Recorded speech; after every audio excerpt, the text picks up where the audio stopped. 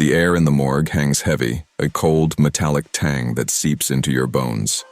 Imagine for a moment the meticulous work of forensic pathologists. They piece together the last moments of a life, translating whispers from the silent dead. But what happens when the whispers are trapped, suffocated, within an impenetrable seal? What dark truths emerge when a body is discovered inside a container, sealed from the world, its demise a chilling mystery? This is Dark Reflex. If you're intrigued by the unsettling reality of forensic science and the bizarre cases that defy easy explanation, then hit that like button and subscribe to the channel. We delve into the shadows where facts are stranger than fiction. Consider the case of a shipping container, found adrift in international waters, its hull marked by a journey across vast, indifferent oceans. The discovery itself was unusual, a derelict anomaly. When authorities finally managed to breach its rusted, steel skin, the scene inside was a tableau of quiet horror. A single individual, a man in his early 30s, lay slumped against a stack of boxes. No obvious signs of struggle, no gaping wounds, just the profound stillness of someone who had simply ceased. The container was airtight, or nearly so. The internal temperature of the container, while warm, was not extreme. The air quality inside the container, initially tested, showed nothing immediately toxic. What killed him? This wasn't a simple case of exposure or violence. This was a sealed death, a forensic nightmare. Forensic pathologists often describe these cases as puzzles within puzzles. The immediate cause of death might be asphyxia, a lack of oxygen, but the manner of death, the why, is what truly haunts them. Was it accidental, homicide, suicide? Or something far more unsettling, a slow, inevitable decline orchestrated by circumstances beyond human control? The initial autopsy on the man from the shipping container revealed that his lungs were severely congested, a classic sign of oxygen deprivation. His blood showed elevated levels of carbon dioxide, but the container itself was not completely devoid of air. A small leak had been found, allowing minimal air exchange. This wasn't a sudden suffocation. This was prolonged. The environment within a sealed container transforms into a micro-ecosystem of decay and depletion.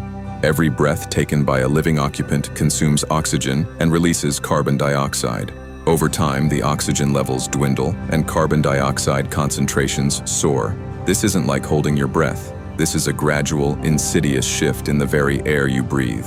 The human body, in its desperate struggle, begins to react. Respiration becomes labored. The heart races, and confusion sets in. Hallucinations are not uncommon. Imagine the terror, the slow dawning realization that the air itself is turning against you. One particularly disturbing pattern in these sealed container deaths involves individuals attempting to illegally cross borders. They pay exorbitant sums, placing their lives in the hands of smugglers who often care little for their human cargo. These containers are sometimes packed with desperate individuals, sometimes just one. The conditions are brutal. The journey can last for days, weeks even. The air, initially breathable, slowly becomes a poison. The heat, the lack of ventilation, the sheer psychological pressure of being entombed in darkness, all contribute to a horrifying demise. Forensic reports from these incidents paint a grim picture. Bodies found contorted, hands often clawing at the metal walls, a desperate, futile attempt to escape the invisible killer. Consider the unsettling phenomenon of paradoxical undressing sometimes observed in hypothermia victims. While not directly linked to sealed container deaths, it highlights the bizarre ways the human body reacts under extreme stress. In the final stages of hypothermia, victims sometimes remove their clothes, believing they are overheating, a fatal misjudgment. In sealed environments, the brain, starved of oxygen, can also trigger irrational behavior. Panic can set in, leading to bizarre actions that hasten the inevitable.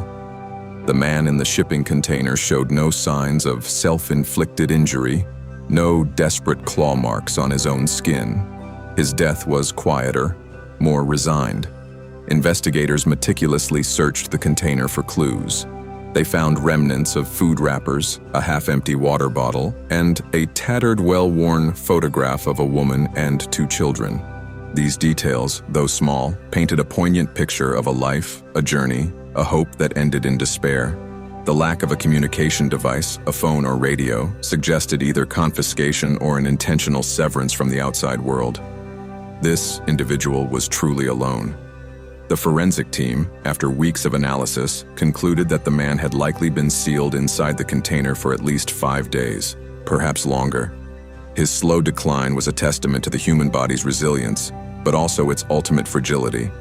The carbon dioxide levels within the container, when measured after its discovery, were dangerously high, at concentrations above 10%. Carbon dioxide can cause convulsions, coma, and eventually, death. Even at lower concentrations, it causes severe respiratory distress and panic. The man's body had been slowly poisoned by his own exhalations, a terrifying feedback loop. The small leak, initially believed to be a potential lifesaver, merely prolonged his agony, stretching out the process of suffocation over days instead of hours. It was a cruel irony. These sealed container deaths raise profound ethical questions. Who is responsible? The smugglers who pack them in? The shipping companies whose containers become unwitting tombs? The global systems that force individuals into such desperate measures? The answers are rarely simple, often lost in a labyrinth of international law and human indifference. The bodies found in these sealed environments become silent witnesses to a darker side of humanity, a side that prioritizes profit over life and convenience over compassion. The man in the shipping container was eventually identified through dental records. His name was Mateo. He was from a small village, seeking a better life for his family. The photograph of the woman and children was of his wife and daughters. His story, though tragic, is not unique. It echoes the countless untold stories of those who disappear into the vast, unforgiving machinery of global migration.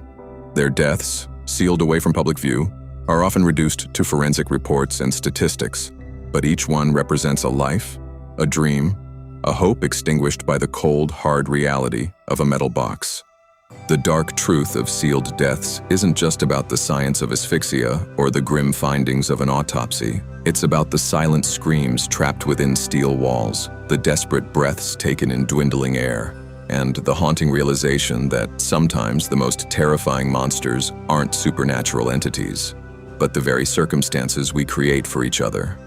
These cases leave an indelible mark on the forensic experts who encounter them, reminding them of the fragility of life and the shocking depths of human desperation.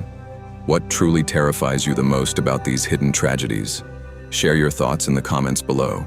And if you want to keep exploring the unsettling corners of our world, make sure you're subscribed to Dark Reflex and have hit that notification bell.